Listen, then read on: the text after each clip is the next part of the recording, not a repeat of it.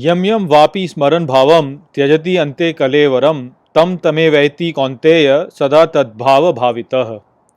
Hello friends, this is the sixth shlok of the eighth chapter of Bhagavad Gita, and today we will understand this shlok in detail. So let's first go over its meaning. So the shlok says yam yam vapi smaran bhavam, which means whichever remembers the feeling.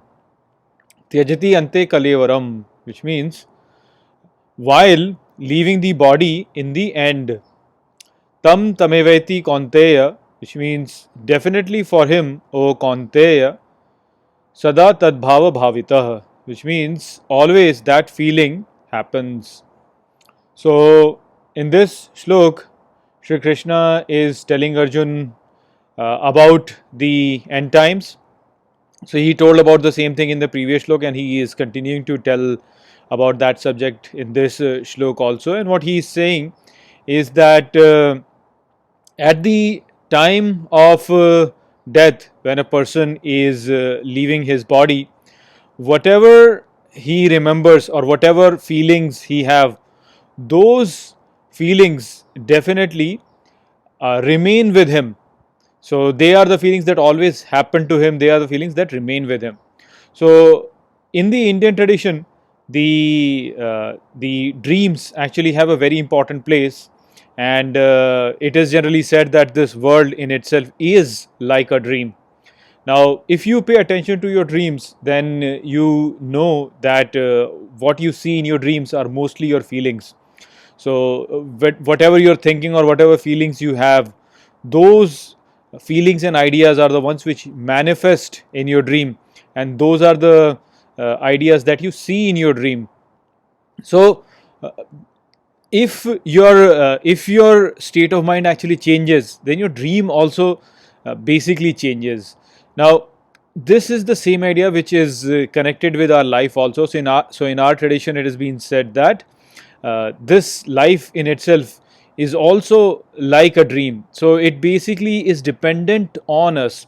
So generally, it has been thought that the world is independent of us, but in the Indian tradition, it is thought that this universe or this life that we are experiencing, it depends on us, and whatever feelings we have, in the same way this world actually changes. So if you were to pay attention to what the kids who remember their past life they say, then most of the times what you'll see is that they mention that they met death in a very violent or very sudden manner. You'll rarely find children who will say that, oh, they died peacefully as getting old.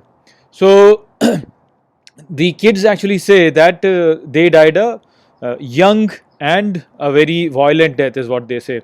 Now, when a young person experiences a violent death, then that experience basically is very strong, and the young person has is lively, so he wants to live his life more.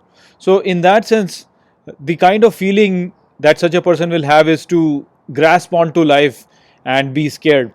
So that experience, that violent experience and that grasping onto life is a very strong experience. And it's basically like how in the morning when you watch a dream which is very very profound or which has very strong impression on you, then you are able to remember it. So similarly, these kids who are able to remember their past life have gone through a death experience which was very painful and which was in their young age, so they wanted to grasp onto life. So that expression that they had, that thing stayed with them and they were able to remember it. So that is the kind of that is what Shri Krishna is indicating to over here, that whatever feelings you are feeling at the time of your death, those feelings will stay with you, and you will stay there for that suspended time wherein you are going from one life to the next life. So in the similar manner, you can also see that all the impressions that we have formed in our life, all the samskars that we have formed in our life, they also constitute us. Basically, at the time of death, these sanskars are the ones which will come forth, because they are deep inside us, and they we might think that we have sort of gone over them, but they come back onto us. So at the time of death, our sanskars will also come back out, and so the feelings that we'll have will be related to our sanskars, and so that kind of feeling then stays with us at the time of death. And as we are born in the next life, the sanskars then basically from where that is where we start with. So this also explains why the kids who are telling that they can remember their past life most often are born in the same gender and also in the same religion they are born, because these samskars are very strong. So those samskars stay with you, and so whatever you are experiencing, whatever feelings you have, they stay with you, and then you start your next life from that point itself. So that is what Shri Krishna is telling over here in this shlok. I hope that I have explained this shlok well to you. With that, I'll close this video. I will see you all in the next video. Take care.